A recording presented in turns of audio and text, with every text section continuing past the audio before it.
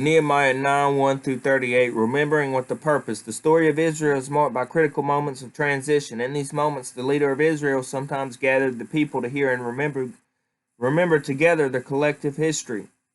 Both Moses, Deuteronomy 32 1 through 43, and Joshua 24 1 through 28, initiated such gatherings just before their deaths. Similarly, upon finding the book of the law, King Josiah gathered all the people of Judah and read it to them. Remembering the past gave them a focus for the future. Having heard their own story, God's people faced a decision. They could renew their covenant and continue on with God, or choose a different future dedicated to other gods. In Nehemiah 9, the people had been engaged in public worship for more than 3 weeks. Their days were filled with listening to the book of the law, followed by confession and worship. Spiritually, they were being prepared to renew their covenant with God. This covenant was not defined by a code of behavior or a list of intellectual truths. The covenant was framed by the narrative of God's gracious acts towards a rebellious people. After praising the greatness of God and acknowledging Him as the creator and sustainer of all things, the Levites retold the story, beginning with the Lord's call of Abraham and covenant with him. They remembered God's faithfulness and lamented their ancestors' sins.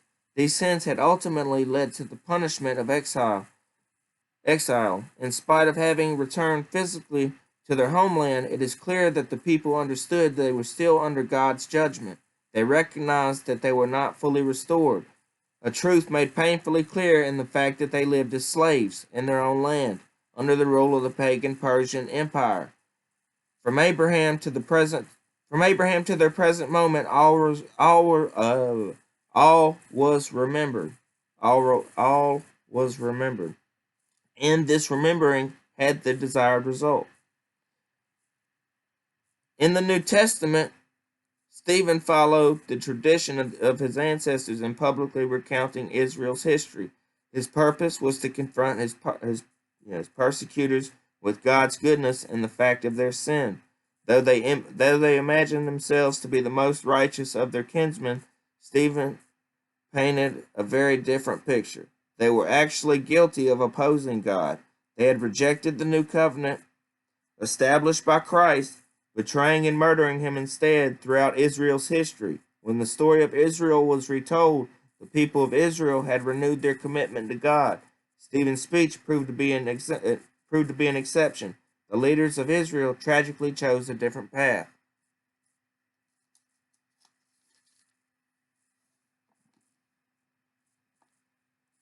Nehemiah 10:28 through 39, good intentions to obey. In this passage, the people collectively entered into a covenant to keep God's law. This involved the practical move of taxing themselves to ensure the temple's activities were sufficiently funded. Additionally, they made laws that required giving of their first fruits to the house of the Lord, including their sons, livestock, produce, wine, and oil. Their enthusiasm for the things of God is awe-inspiring. Their self-sacrificing intentions laudable.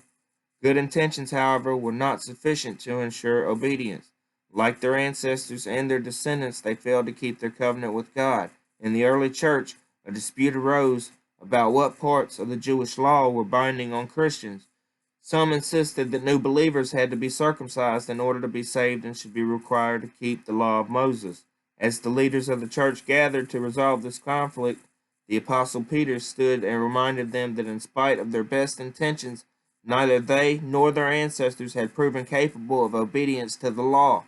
Then he pointed them to Christianity's central life-changing truths. God purifies hearts through faith.